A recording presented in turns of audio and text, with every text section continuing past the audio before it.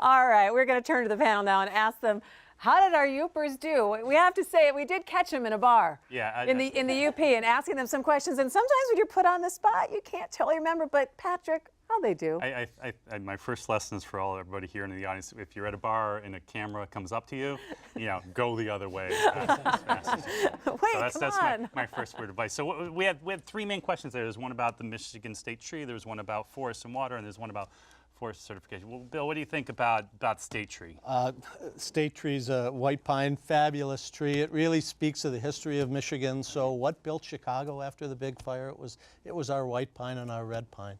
If you're seeking solace and you want a place just to connect with yourself, standing or sitting next to a white pine, that could be the best place in the world to do that. So the white pine is just a great symbol of our forest. So how are white pine doing? Is this something we're concerned with now? Is this something we're concerned about growing back? Is it something we're thinking about restoring? What about the future? Well, I think the white pine forests are being restored. And white pine is a great species. When we talk about some of the threats and climate change maybe being one of the threats, white pine is poised to live in a variety of habitats. So it's there. When you look underneath, especially when you look underneath our oak forests, there's white pine there coming in.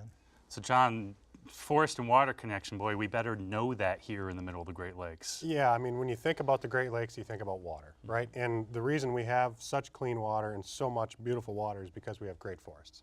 And so, when you think about a watershed on the map and all sorts of different ownerships and all sorts of management taking place, but, at the end of the day, I think we've done a pretty good job managing our forests for protecting our water resource, but there's opportunities to do better. One of the projects that we've done is looked at entire watersheds and looked at road stream crossings as being the single biggest threat. So anytime we cross a stream, there's an opportunity for sedimentation and those kind of things. So as forest managers, we're thinking more and more about road stream crossings. As landowners, I think we understand that interaction, and it's good for the fish, it's good for the water, it's good for the communities downstream. I bet when you were in forestry school, you weren't thinking about road stream crossings and trout too much. No, I took a hydrology class, but I don't really remember it too much. I'm sure you did great. Yeah, I'm sure I did too. And so, Bill, do you get a little worried when people say, how do we know that the product comes from a sustainably harvested, sustainably managed forest? Well, I think it provides us with an opportunity to inform folks that the profession of forestry and its involvement with products has really, really evolved to the point where you can look at a certification label, whether that be FSC or SFI.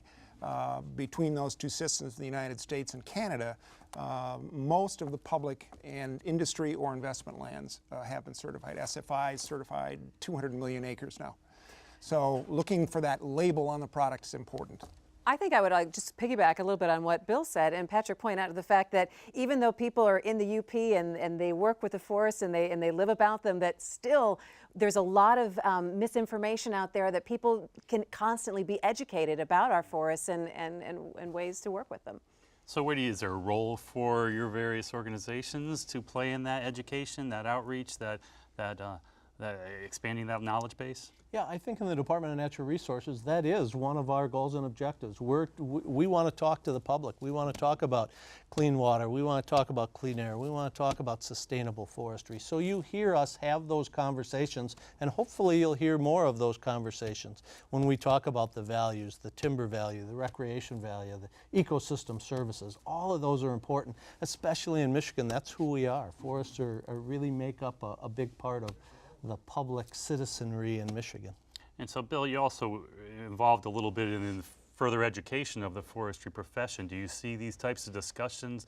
Is the dialogue, is the requirements, is the curriculum, is it expanding to include all of these things? I think it is.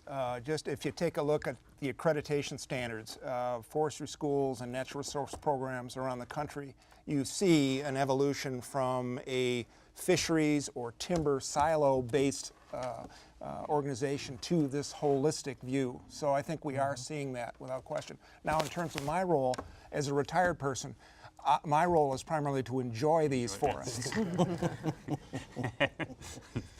I can piggyback on something that Bill just said. We've got two great forestry schools in the state of Michigan. As part of my business model, I hire young foresters all the time. And what I can tell you is that young foresters are certainly educated on the idea of ecosystem services, ecosystem dynamics, landscape level management. So I think the young foresters that are coming out of our universities in Michigan are pretty well-rounded and understand Right. a lot of the issues probably better than we did when we graduated from forestry school. Yeah.